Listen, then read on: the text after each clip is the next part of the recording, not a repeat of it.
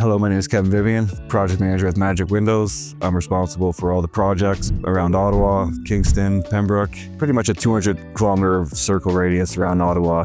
You know, my stepfather, he owned a Rowan in Peterborough. So I was in the window and door apartment when I was 15, kind of learning it there, right? So it's always kind of been like a part of my life. So when I found this role, it was very exciting for me. One, being a new product, something I can learn, something that's innovative. You know, I've probably put in 10,000 windows in my life, and I know customers appreciate talking to me because I'm so knowledgeable with the entire process of it all.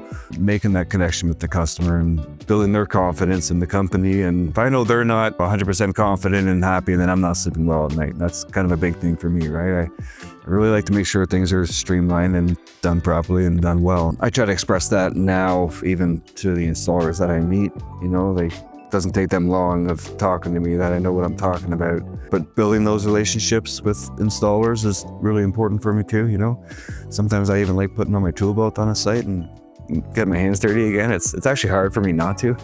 Coming to a company like this where it's innovation and everything's manufactured here, and really something to be proud about for me.